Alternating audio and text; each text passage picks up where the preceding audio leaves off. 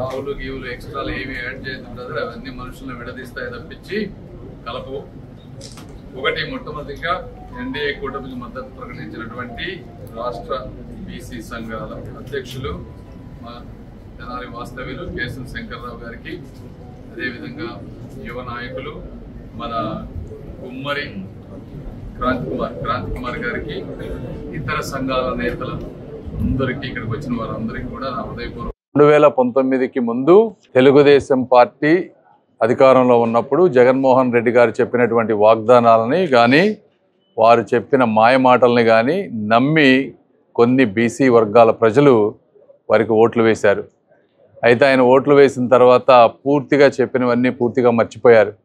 మాట్లాడితే ఆయన సామాజిక న్యాయం అని చెప్పారు. సామాజిక న్యాయం అంటే 1100 నామినేటెడ్ పోస్టులు ఉంటే అధికారంలో ఉన్నప్పుడు మోర్ దాన్ 50% పోస్టులు ఒకే సామాజిక వర్గానికి ఇచ్చి బీసీలకు అతి తక్కువ ఇచ్చినటువంటి ముఖ్యమంత్రి. అదేవిధంగా 16 యూనివర్సిటీలు వైస్ ఛాన్సలర్స్ ఉంటే ఒకే ఒక పోస్టు బీసీలకు ఇచ్చారు. కొంత మినిస్టర్లు ఇచ్చినా కూడా వాళ్ళందరికీ ఇచ్చినట్టే ఇచ్చారు తప్పించి నిజమైన ఆత్మాభిమానంతో కూడినటువంటి రాజ్యాధికారం ఇచ్చిన పరిస్థితి లేదు. ఎందుకంటే ఏ బీసీ మంత్రి కానీ స్వేచ్ఛగా ఒక జీవో పాస్ చేసే విధానం కానీ లేకపోతే ఒక విప్లవాత్మకమైన నిర్ణయం తీసుకునే అధికారం కానీ వాళ్ళకి ఎక్కడా ఇచ్చినటువంటి పరిస్థితి లేదు. అవి ఏమి కూడా మనం చూడలేదు. పరిపాలన అంటే కేవలం ఆయన అనుకున్న ఆ 9 నవరత్నాలు ఏవో ఉండి జనవరి 1గా బటన్ నొక్కడం తప్పించి అంతకు మించి చేసినటువంటి పరిస్థితి లేదు.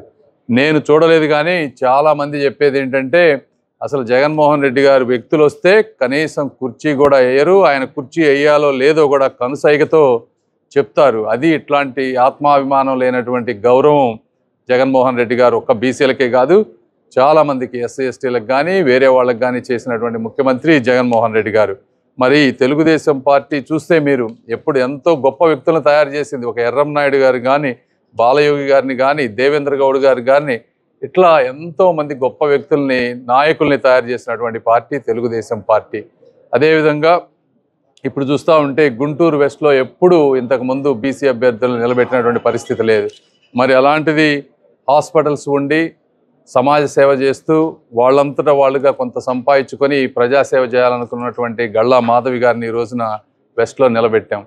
కాబట్టి అంటే సపోజ్ మీరు లాస్ట్ 5 సంవత్సరాలు తీసుకుంటే భవన నిర్మాణ కార్మికులు పూర్తిగా ఇసుక ధరని బంగారం ధరతో సమానం చేసి అసలు కన్స్ట్రక్షన్ ఇండస్ట్రీని కంప్లీట్ గా నాశనం చేసి భవన నిర్మాణ కార్మికులు కొట్టగొట్టారు జగన్మోహన్ రెడ్డి గారు.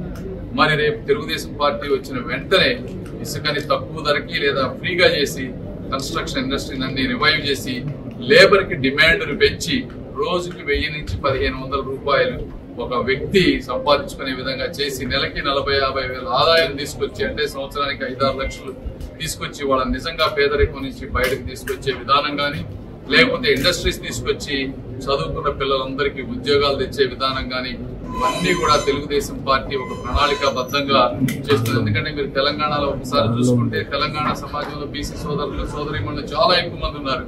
ఈ రోజు తెలంగాణ అంతా కూడా ఉద్యోగాలతోటి చక్కగా ఉంది అంటే అది నారా చంద్రబాబు నాయుడు గారు చేసినటువంటి డెవలప్మెంట్. అలాంటి డెవలప్మెంట్ రేపు అమరావతికి వస్తే చుట్టుపక్కల ప్రాంతాల్లో ఉన్న బీసీ సోదరులందరూ కూడా మంచి ఉద్యోగాలతోటి కుటుంబాలు చక్కగా ఉంటాయని మేమందరం భావిస్తా ఉన్నాం. అందులో మా పాత్ర కూడా ఉంటుంది పార్లమెంట్ సభ్యులుగా. ఏదేమైనప్పటికీ బీసీ సంఘాల నాయకులందరూ కూడా ఈ రోజు మళ్ళీ వెనక్కి వచ్చి తెలుగుదేశం పార్టీకి సంపూర్ణ మద్దతు ప్రకటిస్తున్నందుకు మనందరికీ కూడా మనస్ఫూర్తి ధన్యవాదాలు. Thank you.